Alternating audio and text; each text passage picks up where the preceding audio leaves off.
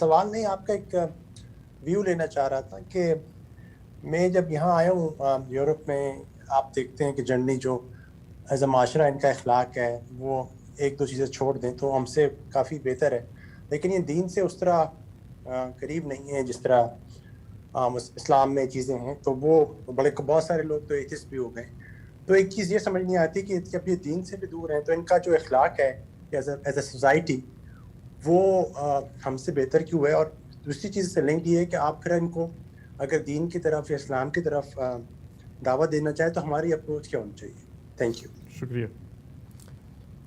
دوسرے حصے کا جواب پہلے دے دیتا ہوں. میرے نزدیک تمام غیر مسلموں کو آپ جب دین کی دعوت دیں تو نہ اپنی طرف سے تقریریں فرمائیں، نہ خواہ کی بحثیں چھیڑیں، اللہ کی کتاب پہنچائیں. ہمیں اس کا پابند کر دیا گیا ہے قرآن مجید میں.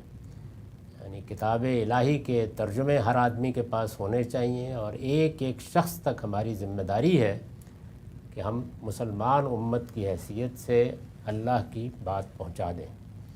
باقی کام قرآن کو خود کرنا ہے، آپ پر ذمہ داری ڈالی نہیں گئی. آپ اللہ کی کتاب بس یہ شائستگی کے ساتھ اگر ہو سکے تو اس کا مختصر تعارف خود کرا دیں، نہ کرا سکیں تو اس کا مختصر تعارف لکھا ہوا دے دیں، وہ 1-2 صفحے میں تعارف ہو جاتا ہے.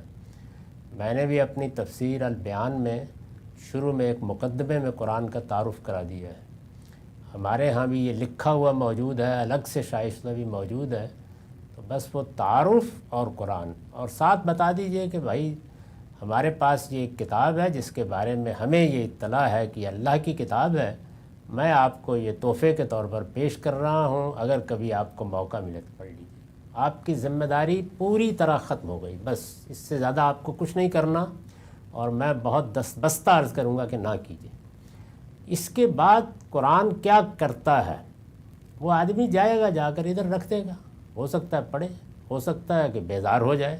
آخر جن کے سامنے قرآن پیش کیا گیا، قرآن کہتا ہے کہ ان کے لیے قرآن سننا مشکل تھا، وہ سخت بیزار ہو جاتے تھے.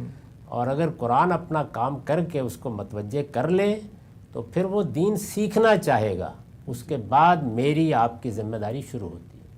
اس کی طرف سے انیشیٹو ہوگا، وہ سیکھنا چاہے گا تو اب آپ تعلیم دیتے ہیں دین کی، وہ پھر وہ عمل شروع ہو جائے گا جس میں ہم انسان کوئی خدمت کر سکتے ہیں. تو دعوت کا طریقہ تو میرے نزدیک یہ ہے. اس کے علاوہ جتنے طریقے اختیار کیے گئے ہیں، کیے جاتے ہیں، بے معنی بھی ہیں اور سخت نقصان دہ بھی.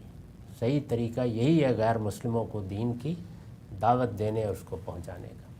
جو سوال کا پہلا حصہ ہے اس کا نہایت مختصر جواب یہ ہے کہ اخلاقیات کی 2 بنیادیں ہیں.